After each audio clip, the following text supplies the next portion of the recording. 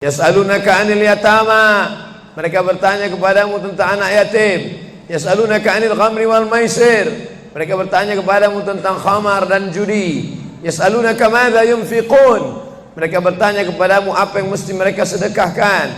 Yas'alunaka 'anil ruh, mereka bertanya kepadamu tentang ruh. Qulir ruhu min amri rabbi, katakan ruh urusan Allah Subhanahu wa taala. Wa ma utitum minal ilmi illa qalila, tidaklah kamu diberi pengetahuan tentang itu melainkan hanya sedikit saja. Jadi Al-Quran menjawab berbagai pertanyaan yang tak dapat dijawab oleh survei, tak dapat dijawab oleh lembaga penelitian riset. Dia menjawab apa yang tak bisa dijawab akal manusia. Pepatah Melayu berkata, kalau galah panjang sejengkal, jangan laut hendak diduga. Galah artinya bambu. Orang kalau naik rakit bambu mesti ditanamkan ke dalam sungai.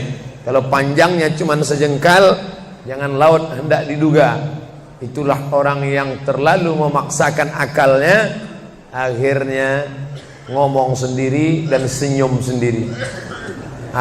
Puncak daripada akal adalah ngomong sendiri, senyum sendiri. Angkot lewat pun dia senyum.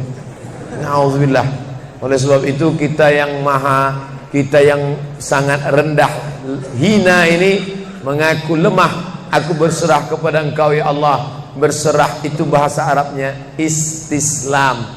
Makanya kita ini tadi mengaku di hadapan Allah hanifan musliman. Aku condong kepada kebenaran, musliman, dan aku hanya berserah diri kepada Engkau ya Allah ya Rabbal Alamin. Makanya apa kata Allah kita ikut. Padahal ini akhir pekan, weekend, maunya santai, tapi kita ikut apa kata Allah Subhanahu wa taala. Bangun subuh ikut. Padahal ini mestinya santai di rumah, tidur-tiduran, membalaskan sakit hati hari Senin, hari Selasa, hari Rabu, hari Kamis, hari Jumat. Ini hari Sabtu, tapi justru hari Sabtu bersusah payah, berdingin-dingin di luar. Bahkan kabarnya jam 3 sudah ada yang datang ke masjid ini. Bahkan ada yang mabit di samping danau. Bayangkan itu, orang mabit di Musdalifah, yang mabit di samping danau. Oleh sebab itu maka ini apa yang membuat makhluk ini bisa begini? Itu semua adalah orang-orang yang mengerti untuk apa kita hidup. Karena hidup adalah untuk beribadah. Bangun tadi dari tidur langsung beribadah. Buka mata, ibadah pertama adalah zikir. Alhamdulillahillazi ahyana ba'dama amatana wa ilaihin nusyur. Masuk kamar mandi, tempat najis, kotor, bau, kotoran, tempat setan, tapi tetap menjadi ibadah. Dalam WC-nya pun ibadah. Dia masuk lagi ke kiri, dia katakan Allahumma inni a'udzubika minal khubusi wal khaba'is. Keluar dari kamar mandi itu ibadah juga. Dia langkah kaki kanan, dia katakan ghufranaka, ghufranaka, maafkan aku ya Allah. Mengapa dia minta maaf keluar dari WC?